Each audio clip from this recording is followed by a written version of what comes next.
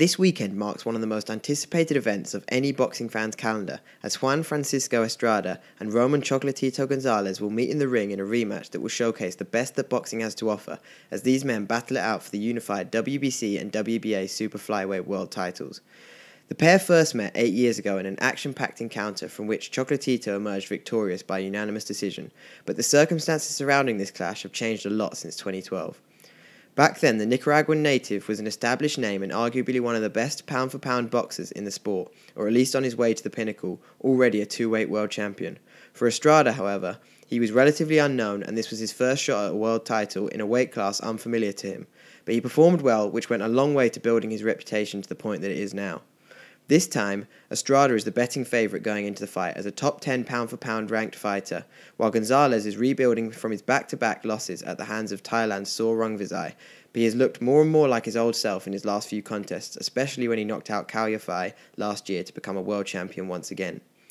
When the bell goes for the first round in the main event this weekend, a lot of this fight will centre around whether Chocolatito is able to settle into a rhythm, and if so, then how quickly he is able to find that rhythm, as that is when he is at his most dangerous.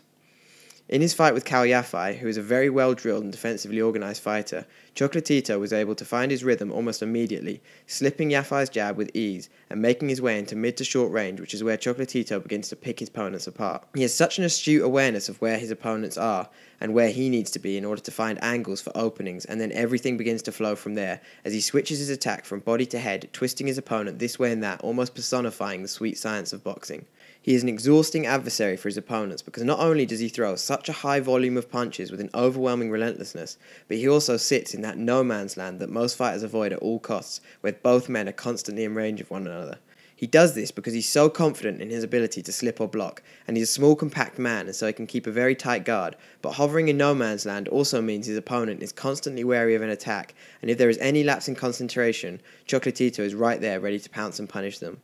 We saw this in his first fight with Estrada as the Mexican began to struggle with the relentless pace of the fight, which allowed Chocolatito to get into a rhythm, and he went on to dominate the middle rounds of the bout. This is not to say that Chocolatito doesn't have any weaknesses. He is often susceptible to the left hook because he is constantly offensively minded, which causes his right hand to twitch and move out of position, as we saw in the second fight with Rungvisai when Chocolatito got knocked out by a left hook. Fortunately for Estrada, his best shots are the uppercut and, yes, you guessed it, the left hook, and he rarely misses an opportunity to land it, and when he does land it, it's timed perfectly and usually hits right on the button. Chocolatito also seems to prefer his opponents to fight at a slower pace, because then he can be the one to push the pace himself, whereas when he is the one being pressured, like we saw in his last fight with Israel Gonzalez, when Israel demonstrated his speed on a few occasions, it upsets Chocolatito's rhythm, and he reverts to fighting fire with fire, which is ultimately a lottery between the two fighters in terms of who comes out on top, but Chocolatito does have a chin capable of dealing with those exchanges. Now to take a look at some of Estrada's strengths and weaknesses. He has looked particularly impressive in his most recent fights, in the rematch with Cuadras and against Dwayne Beeman. While Chocolatito has the better knockout record throughout his career, that is because he has had such a period of dominance when he would wear down opponents, stopping them as the fight went on, whereas Estrada seems to have deceivingly heavy hands, demonstrated by the way in which he stopped both Cuadras and Beeman, and with this fight 2 weight classes up from their last meeting, power could potentially be a factor. It's also important to note that Estrada, being in the prime of his career at 30 years old, has looked extremely sharp recently, pouncing on any mistakes from his opponents, while Chocolatito has probably slowed down a little. Even though it hasn't been particularly noticeable recently, this is the kind of fight that will be decided by fine margins. It will also be interesting to see who is able to draw the most success from their natural style, because Chocolatito likes to stalk down his opponents, throwing combinations and fighting at a relentless pace, whereas Estrada has a more in-and-out counter-punching style, so it may even come down to what the judges prefer. Now that we've pointed out Chocolatito's weaknesses, it's only fair that I do the same for Estrada.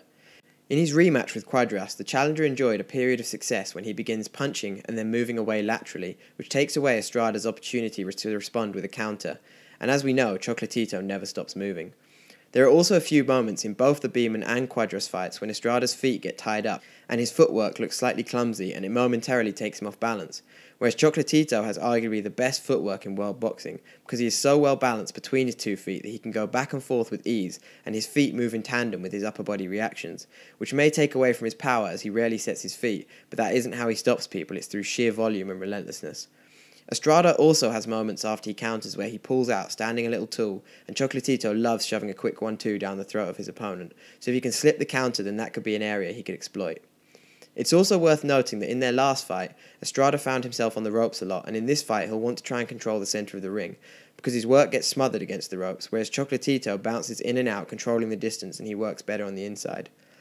In terms of a simplified comparison between the two, Estrada does the basics perfectly and he's a very technical but fairly orthodox fighter, whereas Chocolatito has that something special that you can't teach, and he's the kind of person who on his day has the power to ignite my passion for boxing like no one else. For that reason, I would have to give Chocolatito the edge, probably on points, because of the number of punches he throws and lands, but it all depends on whether he's going to be slowing down slightly every fight at his age, as we haven't seen him in with a truly world-class opponent since his losses to Saul Rungvisai. So even if it hasn't shown massively against his recent opponents, if there are any effects of old age in this fight, then Estrada will have the quality to expose them.